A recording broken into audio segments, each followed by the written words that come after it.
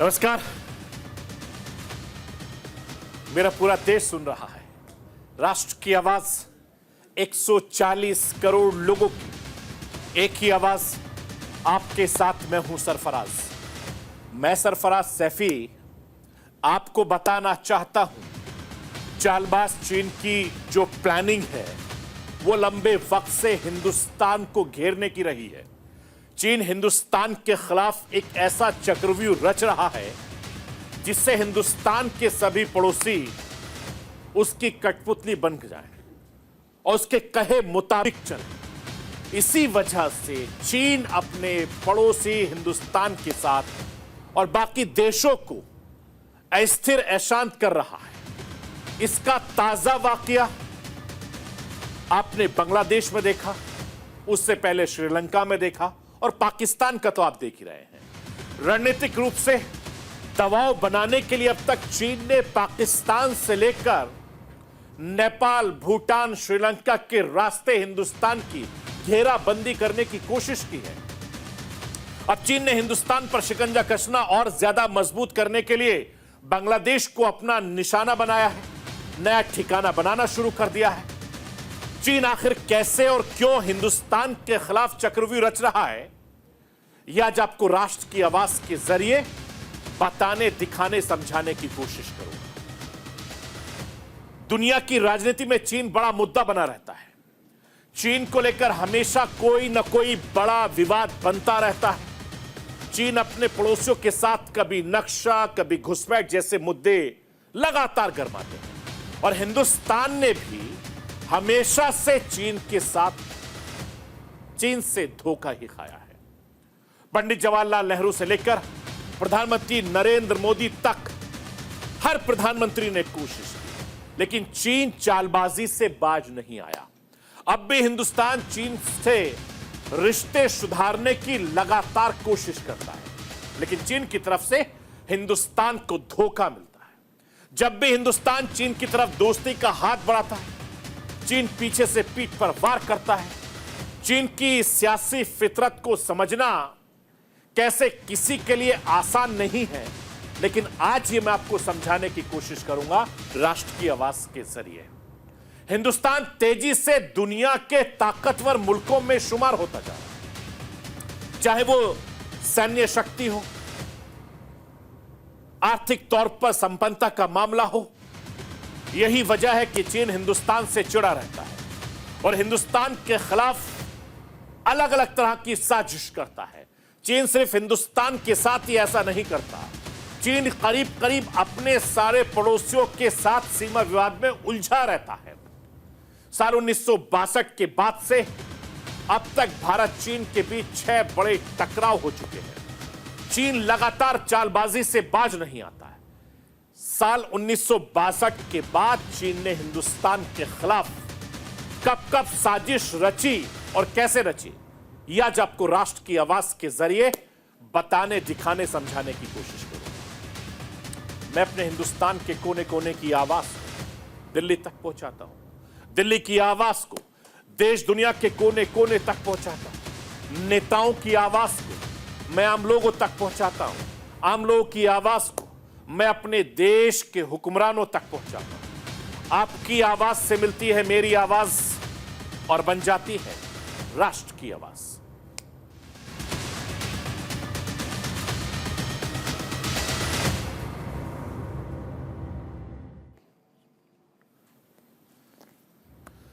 पाकिस्तान के साथ line of control यानी एलओसी, चीन के साथ लाइन ऑफ एक्चुअल कंट्रोल यानी एलएसी, बांग्लादेश के साथ अंतरराष्ट्रीय बॉर्डर, यानी हिंदुस्तान की सेना एक या दो मोर्चे पर नहीं बल्कि 3-3 मोर्चे पर चुनौतियों का सामना कर रही है। मैं आपको यह बताना चाहता हूं कि तीनों मोर्चे पर दुश्मनों की साजिश का सामना हमारी सेना कर रही है। भारतीय सेना एक साथ तीनों मोर्चे पर होने वाले षड्यंत्र का करारा जवाब देने की तैयारी कर रही है।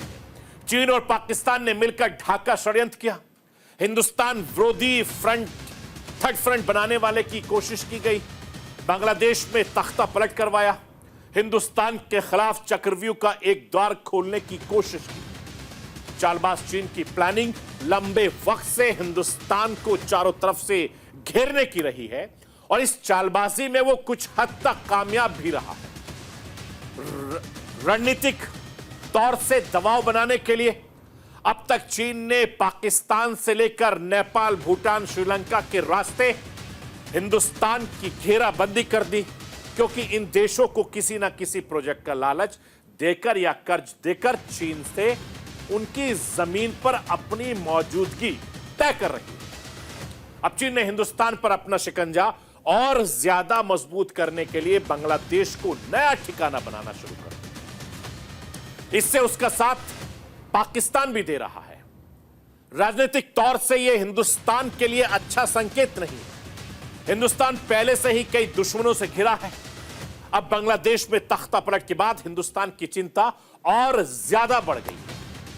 एक और सीमा पार हिंदुस्तान के लिए खतरे का मोर्चा तैयार हो गया है। कैसे, वो भी मैं राष्ट्र की आवाज के जरिए आपको समझाने की कोशिश करूंगा। चीन हिंदुस्तान का कट्टर दुश्मन है, ये सब जानते हैं। चीन की विस्तारवादी नीतियां हमेशा से हिंदुस्तान के लिए खतरनाक रही है। पाकिस्तान से हिंदुस्तान की दुश्मनी खुलकर है। चीन परस्त पाकिस्तान आतंकवाद को लगातार पाल पोस रहा है और कई बार आतंकवाद के जरिए हिंदुस्तान को घाव दे चुका है। श्रीलंका में विक्रम सिंघे सरकार चीन समर्थक है। चीन की जासूसी सिर्फ हिंदुस्तान के समुद्र की मैपिंग करते हैं। नेपाल में केपी ओली सरकार भी चीन परस्त है। उसने चीन के साथ कई हिंदुस्तान विरोधी करार किए हैं। म्यांमार में 4 साल के सैन्य सरकार है जो चीन का समर्थन करता है, जो पूर्वोत्तर राज्यों में सक्रिय अलगाववादी संगठन का समर्थन करती है। अब बांग्लादेश में भी हिंदुस्तान से दोस्ताना रिश्ते की नीति रखने वाली शेख हसीना की सरकार सत्ता से दूर हो गई और कट्टरपंथियों ने कब्जा कर लिया है। मैं आपको यह भी बताना चाहता हूं, एक और पड़ोसी मुल्क अशांत हो गया, एक और सीमा पर हिंदुस्तान के लिए खतरे का मोर्चा तैयार हो गया। मैं आपको यह भी बताना चाहता हूं कि शेख हसीना की अवामी लीग पार्टी को हिंदुस्तान समर्थक माना जाता है। शेख हसीना लंबे वक्त से वहां पर शासन किया। हिंदुस्तान के साथ बांग्लादेश के जो रिश्ते हैं वो बहुत खास हैं। खालिदा जिया की बांग्लादेश नेशनलिस्ट पार्टी को चीन का हिमायती कहा जाता है।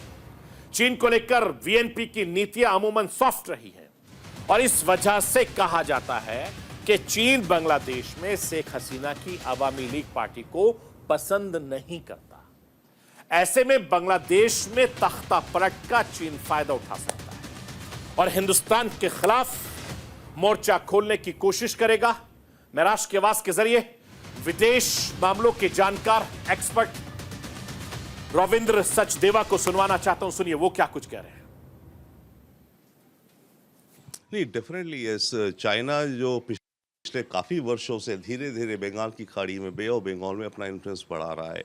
म्यांमार में ऑलरेडी है, एंड बाय द वे जो श्रीलंका में था तो वो तो बे ऑफ बंगाल का बॉटम पार्ट हो गया ना, वो भी तो राइट। तो नीचे से लेकर के अब ऊपर तक बांग्लादेश के साथ तो चाइना का मैरीटाइम में यस इंटरफेरेंस बढ़ेगा या उनकी सर्वेलेंस बढ़ेगी, उनकी प्रेजेंस बढ़ेगी। तो हमारे लिए तो ये डेफिनेटली वंस अगेन चिंता का इशू है। मैं आपको यह भी बताना चाहता हूं कि बांग्लादेश से शेख हसीना के जाने के बाद से बांग्लादेश में कट्टरपंथी इस्लामिक राजनीतिक संगठन हिजबुल तहरीर का असर तेजी से बढ़ रहा है। हिजबुल तहरीर का लक्ष्य इस्लामिक खिलाफत को स्थापित करना, ऐसा दावा किया जाता है। लेकिन साल 2009 में बांग्लादेश में हिजबुल तहरीर पर पाबंदी लगा दी गई थी, लेकिन शेख हसीना के जाने के बाद से इसके जो समर्थक हैं वो एक बार फिर से सक्रिय हो गए हैं। राजधानी ढाका से लेकर कई जगहों पर इसके समर्थन में रैलियां निकाली गई। इसके समर्थक पोस्टर की भरमार हो रही है। अगर बांग्लादेश में यह संगठन मजबूत होता है तो इसका असर हमारे हिंदुस्तान पर भी पड़ेगा। मैं आपको यह भी बताना चाहता हूं कि हिंदुस्तान चीन के बीच का रिश्ता हमेशा से काफी ज्यादा पेचीदा रहा है। जब भी हिंदुस्तान अपने पड़ोसी मुल्क चीन से रिश्ते सुधारने की कोशिश करता है, चीन की तरफ से हिंदुस्तान को धोखा मिलता है। हिंदुस्तान चीन की तरफ से दोस्ती का हाथ बढ़ाता है, चीन पीछे से पीठ पर वार करता है। हिंदुस्तान चीन के साथ मिलकर जब भी कुछ बेहतर करने की कोशिश करता है, चीन कुछ न कुछ ऐसे ही जरूर करता है, जिससे दोनों मुल्कों के बीच तलखी और ज्यादा बढ़ जाती है।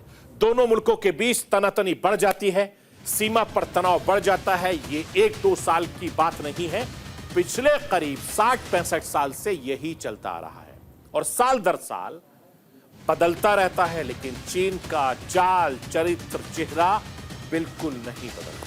सीमा विवादों को लेकर चीन का शुरू से अड़ियल रवैया रहा है और एक तरफ तो बातचीत करने की बात करता है, कारोबारी रिश्तों को आगे बढ़ाने का जोर देता है, मगर इन सब के बीच सीमा विवाद खड़ा करना, पड़ोसियों से पंगे लेना चीन का चरित्र रहा है। हिंदुस्तान के साथ चीन कब से पंगेबाजी कर रहा है, वो भी राष्ट्र की आवाज के जरिए आपको दिखाना, बताना, समझाना चाहता हूं। जरा स्क्रीन पर लाइए। हिंदुस्तान के चीन ने चालबाजी की शुरुआत साल 1954 में की थी। हिंदुस्तान के उस वक्त के प्रधानमंत्री पंडित जवाहरलाल नेहरू ने हिंदी चीनी भाई भाई का नारा दिया था। भारत चीन के बीच पंचशील समझौता हुआ था। क्षेत्र में शांति स्थापित करने की योजना भी बनाई थी। पंडित जवाहरलाल नेहरू ने दोनों पड़ोसी मुल्कों के बीच रिश्ते बेहतर करने की दिशा में एक बड़ी पहल की थी। एक तरफ हिंदुस्तान चीन ने रिश्ते सुधारने पर काम कर रहा है, तो दूसरी तरफ चीन भीतर घाट में जुटा हुआ है। साल 1954 से ही चीन ने हिंदुस्तान के अक्साई चीन वाले इलाके से एक सड़क बनवा ली और जिसका साल 1959 में हिंदुस्तान को पता चला।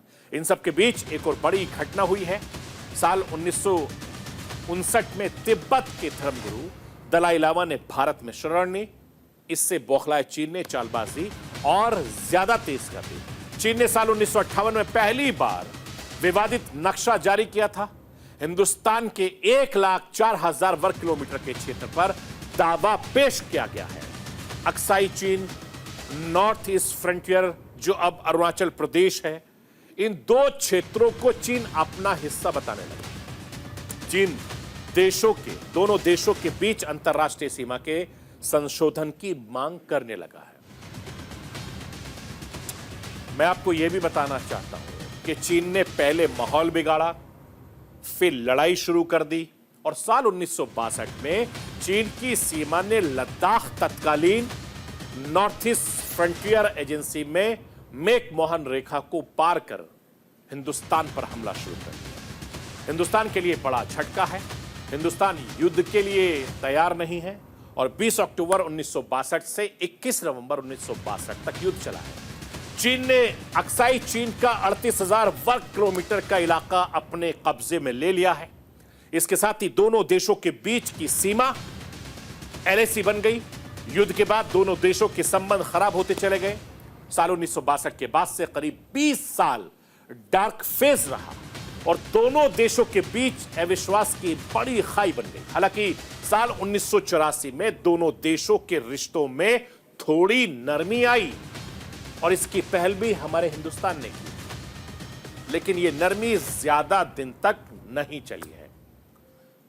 मैं आपको यह भी बताना चाहता हूं कि पिछले 10 सालों से केंद्र में मोदी सरकार है। इस दौरान अपने शुरुआती कार्यकाल में प्रधानमंत्री नरेंद्र मोदी और चीन के राष्ट्रपति शी जिनपिंग के बीच 18 बार की मुलाकात हुई थी और प्रधानमंत्री बनने के बाद से ही पीएम मोदी ने चीन के साथ संबंध बेहतर बनाने के लिए गर्मजोशी के साथ शुरुआत की। शुरुआती सालों में प्रधानमंत्री नरेंद्र मोदी और जिनपिंग कई बार भी मिले। इसमें 1-to-1 मीटिंग के अलावा अंतर्राष्ट्रीय सम्मेलन में हुई मुलाकातें शामिल रही हैं। प्रधानमंत्री मोदी ने 5 बार चीन का दौरा किया, पड़ोसी मुल्कों के बीच रिश्तों को नई ऊंचाई देने की कोशिश की, लेकिन बदले में क्या मिला? महज दगा मिला। चीन की सेना ने सीमा पर घुसपैठ की। जानबूझकर सीमा विवाद को जन्म भी दिया गया। मैं आपको यह भी बताना चाहता हूं कि साल 2017 में डोकलाम को लेकर भारत चीन के बीच काफी ज्यादा विवाद हुआ। तब मामला शुरू हुआ था जब भारत ने डोकलाम में चीन से सड़क बनाने की कोशिश का विरोध किया था और साल 2020 में चीनी सेना ने गलवान को अंजाम दिया। पूर्वी लद्दाख की गलवान घाटी में 2020 में 2 बार झड़प हुई। पहली बार 21 मई 2020 को और फिर 15 जून 2020 को दोनों देशों की सेना आमने सामने आ गई थी और 4 दशक में पहली बार ऐसा हुआ जब दोनों देशों की सेना इस तरह से आमने सामने आ गई। मैं राष्ट्र की आवाज के जरिए आपको यह भी बताना चाहता हूं कि साल 1962 के बाद कब कब भारत चीन के बीच सीमा विवाद हुआ था, उसको भी समझना बहुत जरूरी है। साल 1917 में, साल 2017 में डोकलाम को लेकर भारत चीन के बीच काफी ज्यादा विवाद हुआ। मामला तब शुरू हुआ जब भारत ने डोकलाम में चीन के सड़क बनाने की कोशिश का विरोध किया था और जून 2020 को भारत और चीन के सैनिकों के बीच गलवान में हिंसक झड़प हुई थी। इस झड़प में कर्नल संतोष बाबू से लेकर भारत के 20 जवान हमारे शहीद हो गए, जबकि चीन के 38 सैनिक मारे गए थे। गलवान इसका इलाका है। लद्दाख अक्साई चीन के बीच एलएसी के करीब है। लद्दाख के इलाके में साल 2020 के बाद से लगातार सीमा तनाव बना हुआ है और दोनों तरफ से कई राउंड की बातचीत के बाद भी हालात सामान्य नहीं हो पा रहे हैं। 9 दिसंबर 2022 को अरुणाचल प्रदेश में एलएसी पर भारत चीन के सैनिकों के बीच झड़प हुई थी। तवांग सेक्टर में हुई झड़प में दोनों तरफ से कुछ सैनिक मामूली तौर से जख्मी हुए थे। मैं आपको यह भी बताना चाहता हूं कि हिंदुस्तान चीन के बीच विवाद की जो नई बात है वो एलएसी के खींचतान की खबर आती है और इसकी बड़ी वजह सही तरीके से सीमा को निर्धारण नहीं करना है। हिंदुस्तान सीमा के बीच कभी भी कोई आधिकारिक सीमा पर नहीं हो रही है और इसकी वजह चीन है। मैं राष्ट्र की आवाज के जरिए इस विवाद की जो असली वजह है, जो जड़ है, वो आपको बताना चाहता हूं। स्क्रीन पर लाइए। भारत चीन के बीच 3,488 किलोमीटर लंबी है। यह सीमा जम्मू कश्मीर, हिमाचल प्रदेश, उत्तराखंड, सिक्किम, अरुणाचल प्रदेश से होकर गुजरती है। भारत चीन सीमा 3 सेक्टरों में बटी हुई है। पहला पश्चिम सेक्टर यानी जम्मू कश्मीर, दूसरा मिडिल सेक्टर यानी हिमाचल प्रदेश और उत्तराखंड, और तीसरा पूर्वी सेक्टर माना जाता है जिसमें सिक्किम और अरुणाचल प्रदेश आता है। मैं आपको यह भी बताना चाहता हूं कि दोनों देशों के बीच सीमा पर अब तक पूरी तरीके से मार्किंग नहीं हुई है। कई इलाकों में दोनों देशों के बीच मतभेद है। साल 1962 के बाद बदलते हालात सामान्य बनाए रखने के लिए लाइन ऑफ एक्चुअल कंट्रोल यानी एलएसी टर्म का इस्तेमाल किया जाता है। एलएसी को लेकर हालात बहुत अच्छे नहीं है, साफ नहीं है। चीन इसे मानने को तैयार नहीं है।